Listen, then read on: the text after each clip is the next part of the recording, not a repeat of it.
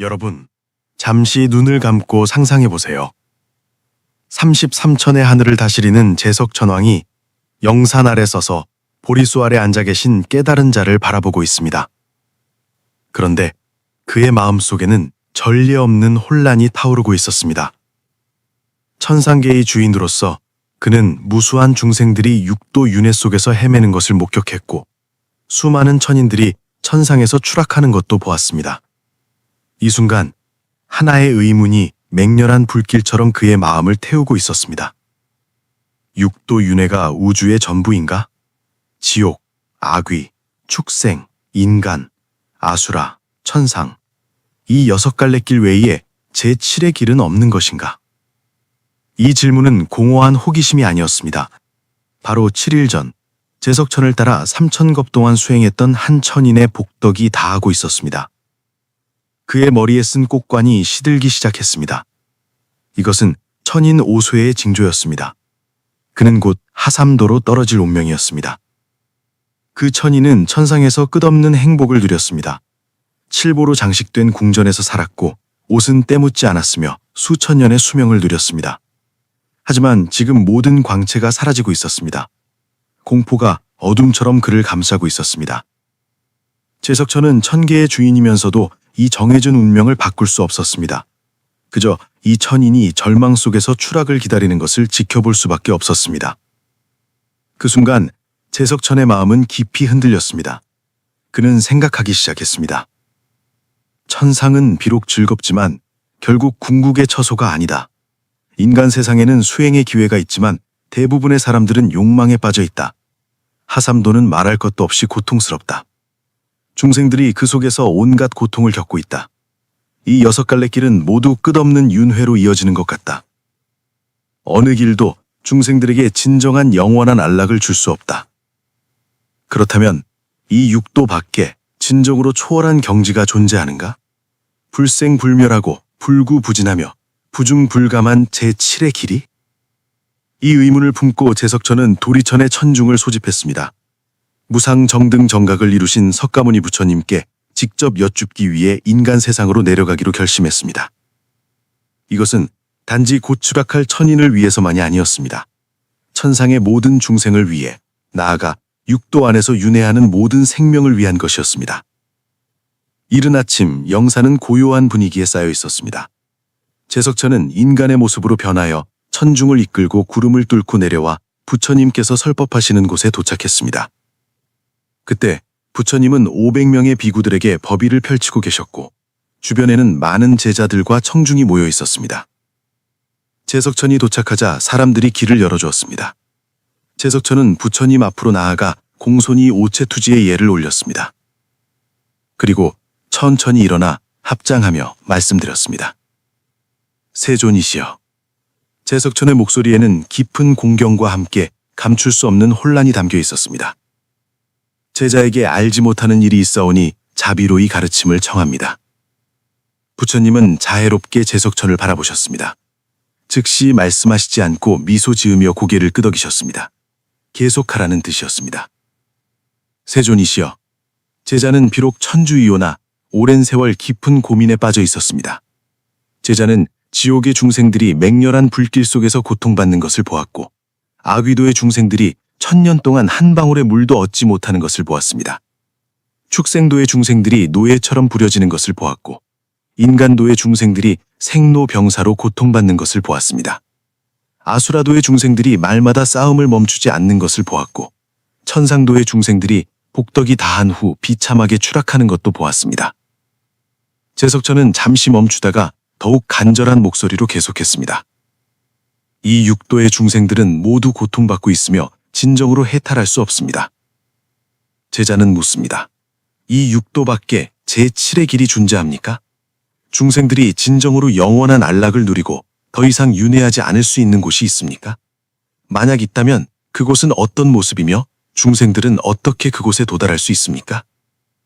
만약 없다면 우주의 진상은 무엇입니까? 윤회가 중생의 영원한 숙명입니까? 이 질문이 나오자 자리에 있던 비구들이 모두 숨을 멈췄습니다. 정말 깊은 질문이었습니다. 많은 수행자들의 마음 깊은 곳에 있는 의문이기도 했습니다. 그들은 모두 부처님의 답을 듣고 싶어 했습니다. 그러나 부처님은 즉시 대답하지 않으셨습니다. 그저 조용히 앉아 계셨고 눈빛은 깊고 자비로웠습니다. 무언가를 관찰하고 계신 듯 했습니다. 이 침묵은 오래 지속되었습니다. 자리에 있던 사람들이 불안해하기 시작했습니다. 어떤 제자들은 수근거리며 부처님이 왜 대답하지 않으시는지 추측하기 시작했습니다. 제석천은 의아했지만 여전히 공손히 서서 세존의 가르침을 기다렸습니다. 이 침묵은 무의미한 것이 아니었습니다. 부처님은 제석천의 근기를 관찰하고 계셨습니다. 자리에 있는 중생들의 인연을 살피고 계셨습니다. 불법의 심오함은 간단한 말로 설명할 수 있는 것이 아닙니다. 듣는 자의 근기가 충분하지 않으면 설명해도 진정으로 이해할 수 없습니다. 인연이 무르익지 않았다면 들어도 이익을 얻기 어렵습니다. 부처님은 이번 가르침이 제석천과 자리에 있는 모든 중생에게 진정으로 도움이 되도록 확인하고 계셨습니다. 마침내 부처님이 입을 여셨습니다. 목소리는 평온하면서도 힘이 있었습니다. 제석천이여, 그대는 육도밖에 제7의 길이 있는지 묻는구나. 이 질문 자체가 이미 집착에 빠져 있느니라. 이 말씀은 평지에서 울리는 우레와 같았습니다. 모든 사람을 놀라게 했습니다. 제석천은 멈칫했습니다. 부처님이 이렇게 대답하실 거라고는 생각하지 못했습니다. 집착에 빠졌다고? 그는 단지 해탈의 길을 찾고자 했을 뿐인데 어떻게 이것이 집착이 될 수 있단 말입니까? 제석천의 혼란스러운 표정을 보시고 부처님은 계속 말씀하셨습니다. 그대는 육도가 무엇이라고 생각하는가? 6개의 실제로 존재하는 장소인가? 제자는 육도가 실제로 존재한다고 생각합니다. 지옥은 땅 깊은 곳에 있고, 아귀도는 황야에 있으며, 축생도는 곳곳에 있고, 인간도는 대지 위에 있으며, 아수라도는 바닷속에 있고, 천상도는 수미산 위에 있습니다. 이것들이 실제로 존재하지 않습니까? 부처님은 미소 지으며 고개를 저으셨습니다. 그대가 보는 것은 단지 현상일 뿐이니라. 육도는 실제로 존재하는 장소가 아니라 중생의 마음이 투영되어 나타난 것이니라. 이 말씀에 자리에 있던 모든 사람들이 깊은 생각에 잠겼습니다. 마음의 투영과 현현이라니 이게 무슨 의미일까? 부처님은 때가 무르익음을 보시고 자세히 설명하기 시작하셨습니다. 모든 중생은 무명으로 인해 망념이 일어나고 망념으로 인해 온갖 업을 짓고 업력으로 인해 다른 과보를 받느니라. 이른바 지옥은 증오하는 마음이 감득한 경계이고 이른바 아귀도는 탐욕스러운 마음이 감득한 경계이며 이른바 축생도는 어리석은 마음이 감득한 경계이니라. 이른바 인간도는 선악이 뒤섞인 것이 감득한 경계이고 이른바 아수라도는 교만과 투쟁이 감득한 경계이며 이른바 천상도는 선업과 복덕이 감득한 경계이니라. 이 6가지 경계는 모두 마음이 변현한 것이니라. 그대의 마음이 증오로 가득 차 있을 때 그대가 보는 세상은 지옥과 같아서 온통 고문과 고통뿐이니라. 그대의 마음이 탐욕으로 가득 차 있을 때 그대가 보는 세상은 아귀도와 같아서 영원히 만족할 수 없느니라. 그대의 마음이 어둡고 혼미할 때 그대가 보는 세상은 축생도와 같아서 본능과 습기에 지배받느니라. 제석천은 깨달은 듯 말했습니다. 세존의 말씀은 육도가 실제로 존재하는 객관적 세계가 아니라 중생 내면 상태의 외적 현현이라는 뜻입니까? 바로 그러하니라. 부처님이 긍정하셨습니다. 그대가 보는 천상계, 그대는 천상계가 정말 수미산 꼭대기에 있다고 생각하는가? 한 중생이 충분한 선업을 쌓으면 그의 마음이 상응하는 경계에 투생하느니라. 이 경계는 그에게 실제하는 것이니나 이러한 실제는 단지 그의 마음이 현현한 것이니라. 마치 꿈을 꾸는 것과 같으니라. 꿈속의 모든 것은 꿈을 꾸는 사람에게 실제하지만 꿈에서 깨어나면 그것이 단지 마음의 환영임을 아느니라. 그렇다면 제석천이 급히 물었습니다. 만약 육도가 모두 마음의 환영이라면 육도를 초월한 경지도 마음속에 있는 것입니까? 세존께서 증득하신 열반이 바로 그 제7의 길입니까? 부처님은 제석천을 바라보시며 눈에 찬탄의 빛을 띠셨지만 곧 고개를 저으셨습니다. 그대는 아직 진정으로 이해하지 못했느니라. 열반은 확실히 육도윤회를 초월했지만 그것은 제7의 길이 아니니라. 왜입니까? 왜냐하면 그대는 열반을 도달할 수 있는 장소로, 획득할 수 있는 경계로 여기고 있기 때문이니라. 이러한 이해는 여전히 윤회 안에 있는 것이니라. 이 말씀은 더욱 혼란스러웠습니다.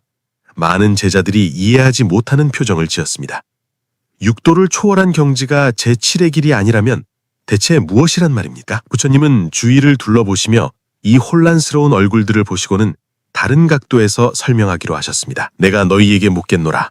성문 수행자가 사성제 법문을 통해 번뇌를 끊고 아라한 과를 징득하면 그는 제7의 길에 들어간 것인가? 연각 수행자가 12인연을 관찰하여 생명의 진상을 깨닫고 벽지불과를 징득하면 그는 제7의 길에 들어간 것인가? 보살 수행자가 무상보리심을 발하여 육바라미를 널리 닦아 마침내 불과를 이루면 그는 제7의 길에 들어간 것인가? 자리에 있던 비구들이 수근거리기 시작했습니다.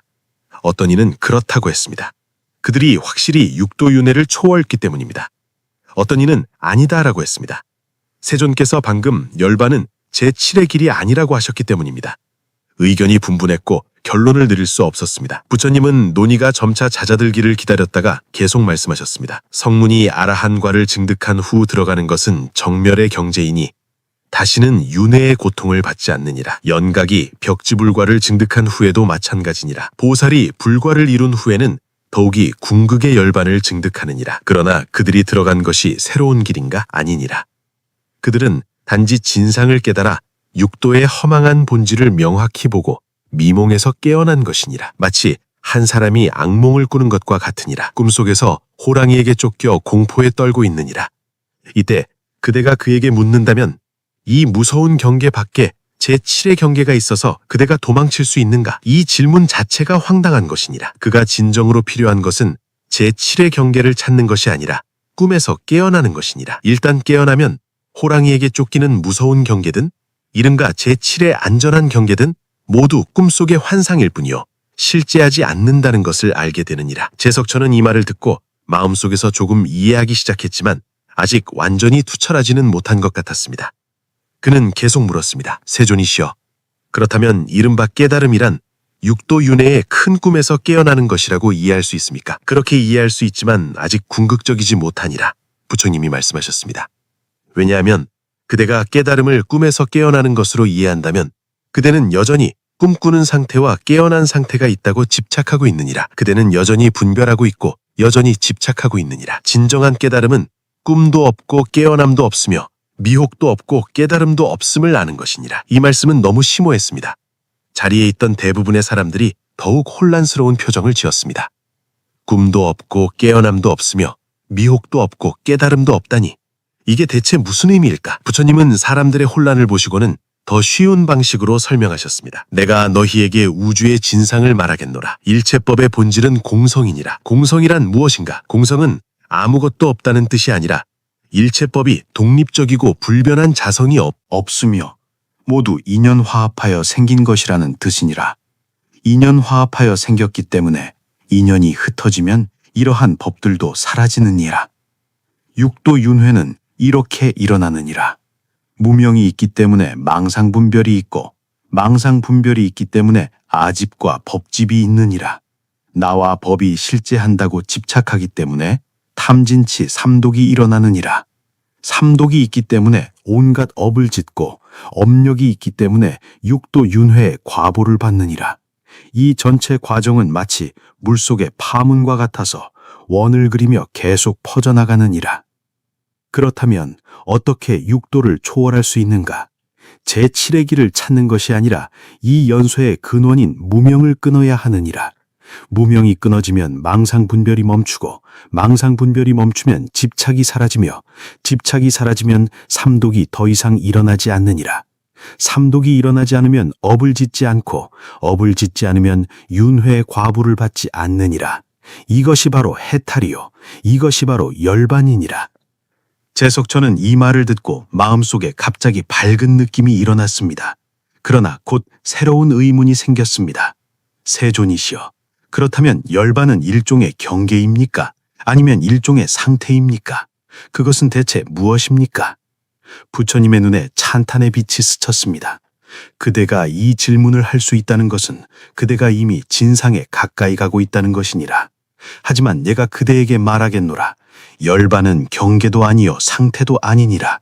만약 열반이 일종의 경계나 상태라면 그것은 생멸하는 것이니라.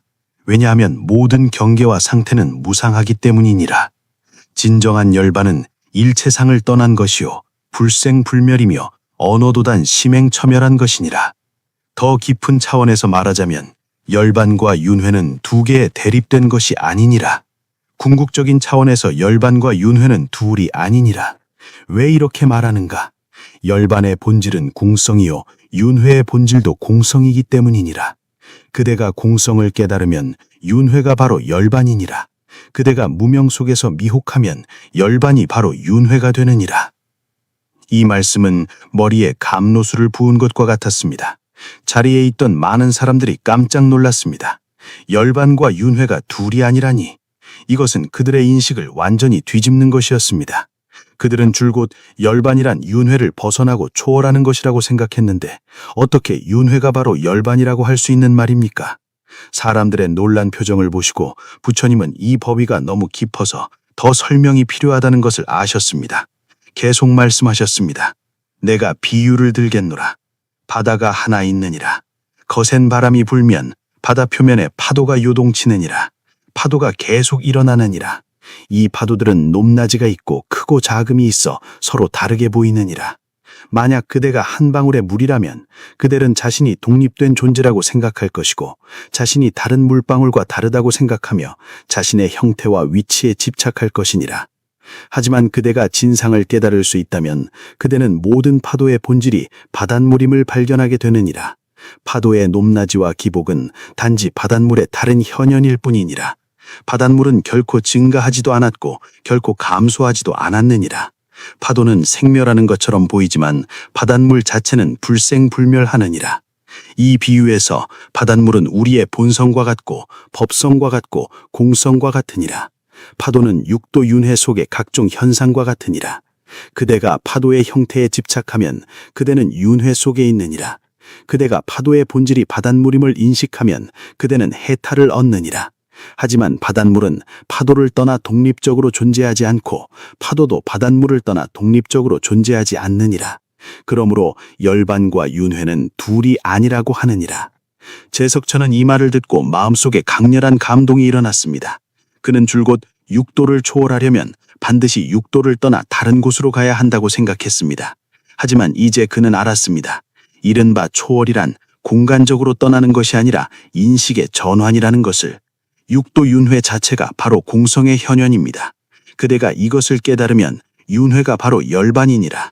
그대가 무명 속에서 미혹하면 열반이 바로 윤회가 되느니라. 세존이시여, 제석천의 목소리가 약간 떨렸습니다. 제자가 조금 이해한 것 같습니다. 그렇다면 이렇게 이해해도 됩니까? 육도 밖에 제7의 길은 없습니다.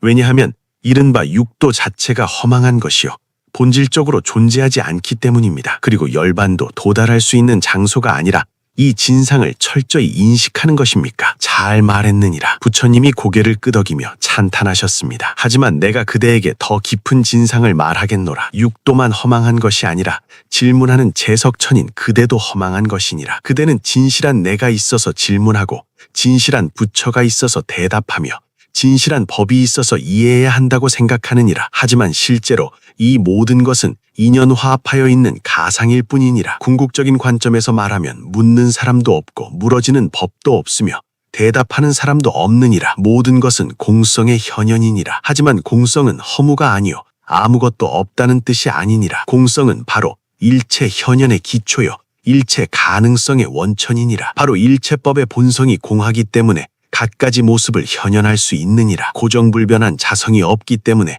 인연을 따라 현현할 수 있느니라. 부처님은 잠시 멈추어 이 말씀들이 사람들의 마음속에 스며들게 하셨습니다. 그리고 계속 말씀하셨습니다. 이것이 내가 그대에게 말하는 우주의 진상이니라. 우주의 진상은 6도도 아니요 7도도 아니며 심지어 열반도 아니니라. 우주의 진상은 일체법이 공하면서도 공하지 않다는 것이니라. 공하다고 하는 것은 일체법이 독립적이고 불변하는 자성이 없기 때문이요. 공하지 않다고 하는 것은 일체법이 인연화합하여 현현하며 분명히 존재하기 때문이니라. 이 진상 속에서는 벗어날 윤회도 없고 들어갈 열반도 없느니라. 윤회와 열반, 생사와 해탈, 번뇌와 보리는 본래 둘이 아니니라. 중생은 무명 때문에 분별에 집착함으로 윤회 속에서 고통받느니라. 깨달은 자는 반야지혜로 어떤 법에도 집착하지 않으므로 생사 속에서 자제하고 번뇌 속에서 보리를 얻느니라. 제석천이여, 그대는 6도 밖에 제7의 길이 있는지 물었느니라. 이제 내가 그대에게 되묻겠노라. 그대가 철저히 길에 대한 집착을 내려놓고 윤회와 열반에 대한 분별을 내려놓으며 존재와 비존재에 대한 집착을 내려놓았을 때 그대는 아직도 제7의 길이 필요한가? 이 질문은 번개와 같이 제석천 내면 가장 깊은 곳에 집착을 쳤습니다. 그는 갑자기 깨달았습니다. 자신이 이 질문을 한 이유는 마음 깊은 곳에서 여전히 집착하고 있었기 때문입니다. 반드시 도망칠 수 있는 장소가 있어야 한다고, 반드시 영원한 안락의 경지를 찾아야 한다고, 6도를 초월하여 어딘가에 도달해야 한다고 집착했던 것입니다. 하지만 이러한 집착 자체가 바로 속박이요, 바로 윤회의 근원이었습니다. 부처님은 제석천이 깊이 생각하는 것을 보시고 그가 중요한 변화를 겪고 있음을 아셨습니다. 그래서 계속 가르치셨습니다. 그대는 왜 보살이 생사에도 머물지 않고 열반에도 머물지 않을 수 있는지 아는가? 보살은 생사에 집착하지 않기 때문에 생사에 속박되지 않고 열반에 집착하지 않기 때문에 중생을 버리지 않느니라. 보살은 반야지혜로 제법이 공함을 비추어 보아 생사와 열반이 본래 둘이 아님을 알고 대비심으로 중생을 제도하느니라. 중생이 본래 부처임을 알지만 어떤 중생도 버리지 않느니라. 이것이 바로 중도이니라. 유의의 한쪽에 떨어지지도 않고 무의 한쪽에 떨어지지도 않느니라. 항상 실상 속에서 인연을 따라 중생을 제도하느니라. 이것이 진정한 해탈이요 진정한 자제이니라. 제석천이 이 말을 듣고 마음속의 의혹이 완전히 사라졌습니다. 그는 마침내 알았습니다. 자신이 줄곧 찾아 헤매던 제7의 길은 사실 존재하지 않는 허망한 개념이었습니다. 진정한 해탈은 6도를 벗어나는 것이 아니라 6도 속에서 6도에 속박되지 않는 것이며 열반을 찾는 것이 아니라 열반과 윤회가 본래 둘이 아니라는 것을 인식하는 것이었습니다. 세존이시여, 제석천은 합장하고 깊이 절했습니다. 제자가 이해했습니다. 제자가 이전에 6도를 초월한 장소를 찾으려고 집착했던 것, 이 집착 자체가 바로 무명이요 윤회의 근원이었습니다. 진정한 해탈은 6도를 벗어나는 것이 아니라 6도 속에서 6도에 속박되지 않는 것이며 열반을 찾는 것이 아니라 열반과 윤회가 본래 둘이 아니라는 것을 인식하는 것이었습니다. 선지, 부처님이 찬탄하셨습니다. 그대가 이렇게 깨달을 수 있다니 참으로 드물구나. 하지만 내가 그대에게 또 일러두노니 이 깨달음에 집착하지 말라. 만약 그대가 나는 이미 알았다, 나는 이미 깨달았다고 집착한다면 이것은 또 다른 새로운 집착이니라. 진정한 지혜는 지혜에 집착하지 않는 것이요, 진정한 해탈은 해탈에 집착하지 않는 것이니라. 제석천이 공손히 물었습니다. 청컨대 세존이시여, 어떻게 해야 집착하지 않을 수 있습니까?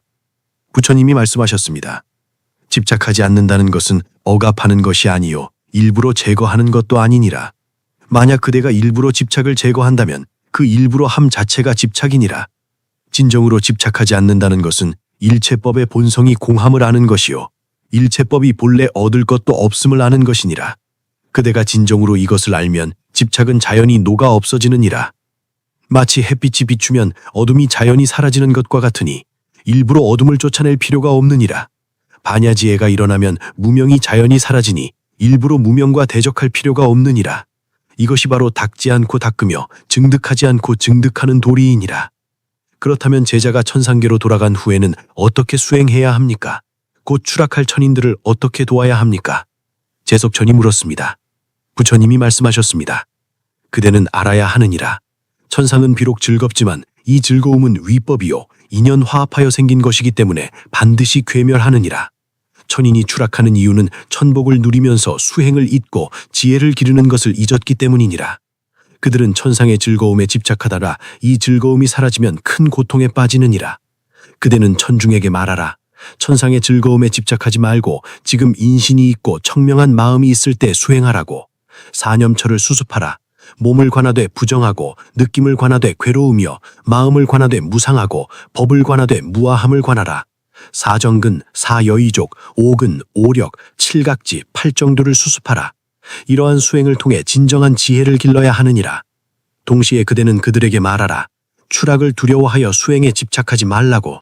만약 공포를 가지고 수행한다면 마음속에 여전히 집착이 있는 것이니라. 진정한 수행은 자연스러워야 하느니라. 마치 숨쉬는 것과 같이 무엇을 얻기 위함도 아니요 무엇을 피하기 위함도 아니니라. 단지 이것이 올바른 길이기 때문에 그렇게 가른 것이니라. 제석천은 진지하게 들으며 부처님의 모든 말씀을 마음 깊이 새겼습니다. 그는 이 가르침들이 천중에게뿐만 아니라 자신에게도 똑같이 중요하다는 것을 알았습니다. 부처님이 계속 말씀하셨습니다. 또 한 가지 중요한 것이 있느니라. 그대는 천중이 올바른 인과관을 세우도록 도와야 하느니라. 많은 천인들은 자신이 천성적으로 다른 중생보다 고귀해서 천상에 태어났다고 생각하느니라. 이것은 잘못된 것이니라. 천상에 태어날 수 있는 것은 과거생의 선업을 쌓았기 때문이니라.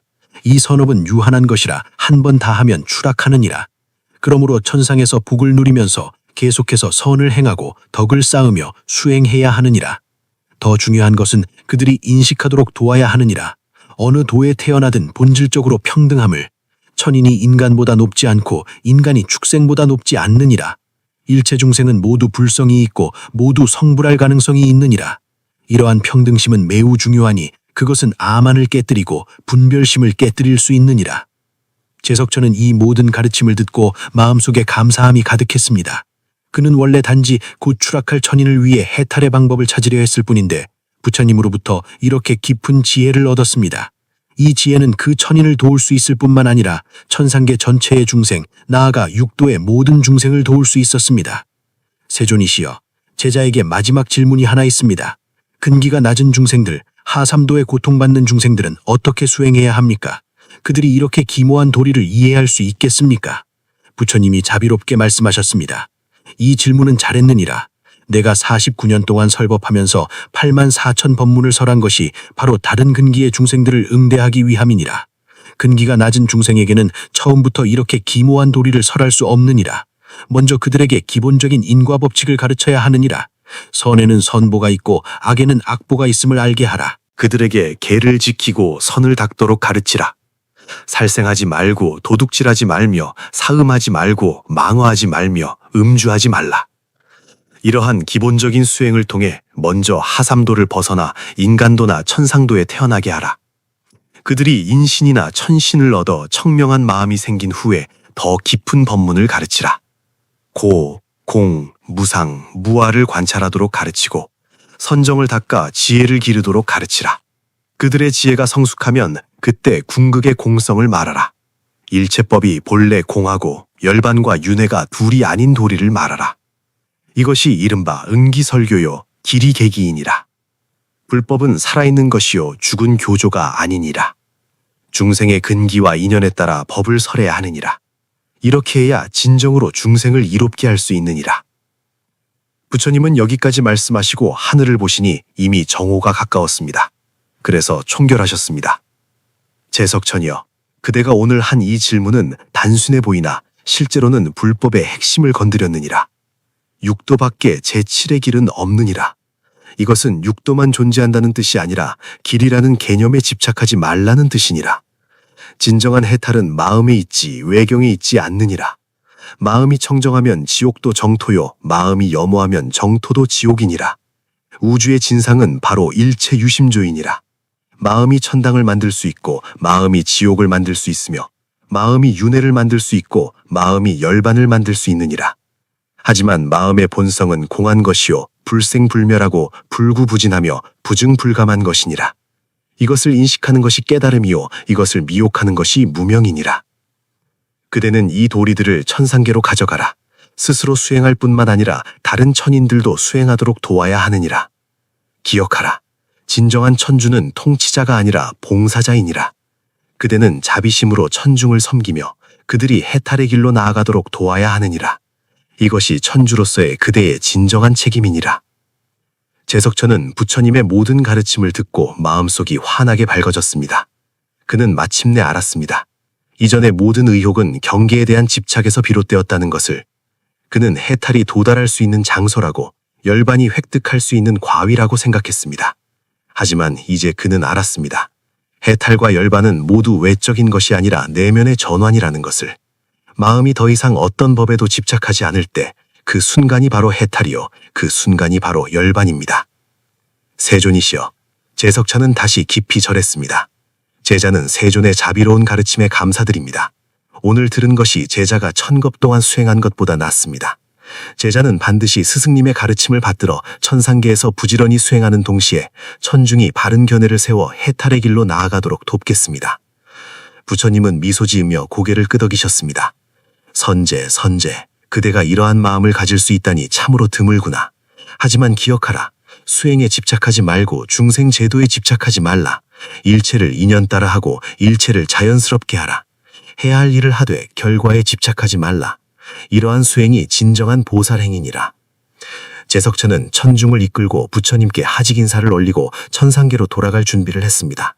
그가 돌아서는 그 순간 마음속에 전에 없던 가벼움이 일어났습니다.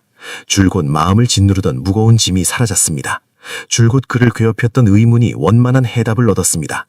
그는 더 이상 제7의 길을 찾는 데 집착하지 않았습니다. 왜냐하면 그는 알았습니다. 길이란 본래 존재하지 않으며 모든 것은 마음의 현현이라는 것을. 천상계로 돌아간 후 제석천은 부처님의 가르침을 도리천 전체에 전했습니다. 그는 곧 추락할 천인에게 말했습니다. 추락은 무섭지 않습니다. 무서운 것은 추락에 대한 공포와 집착입니다. 만약 정념을 유지할 수 있다면 설령 인간도나 심지어 하삼도에 떨어지더라도 여전히 수행을 통해 해탈을 얻을 수 있습니다. 관건은 어디에 있는가가 아니라 마음이 청정한가에 있습니다. 그 천인은 이 가르침을 듣고 마음속의 공포가 점차 사라졌습니다. 그는 알았습니다. 미래에 어디에 태어나든 정념을 유지하고 계속 수행한다면 반드시 최종적으로 해탈을 얻을 수 있다는 것을. 이 인식이 그가 마지막 시간을 편안하고 고요하게 보내게 했습니다. 공포도 없고 원망도 없이 오직 미래 수행의 길에 대한 확고한 신심만 있었습니다. 그 이후로 천상계의 분위기가 근본적으로 변했습니다. 천인들은 더 이상 단지 즐거움에 빠져 있지 않고 부지런히 수행하기 시작했습니다. 그들은 알았습니다. 천상의 즐거움은 무상한 것이며 오직 수행을 통해 얻은 지혜만이 영원하다는 것을. 제석천도 더 이상 단지 통치자가 아니라 천중의 스승이 되어 모두가 해탈의 길로 나아가도록 인도했습니다. 여러 해가 지난 후 제석천이 다시 인간 세상에 와서 부처님을 뵙게 되었을 때 그는 이미 수안과를 증득하여 성인이 되어 있었습니다. 부처님은 그를 보시고 기쁘게 웃으셨습니다. 이것이 바로 불법의 힘입니다. 그것은 그대에게 답을 주는 것이 아니라 그대 스스로 답을 찾게 하는 것입니다. 그것은 그대에게 목표를 주는 것이 아니라 그대가 본래 목표가 없음을 알게 하는 것입니다.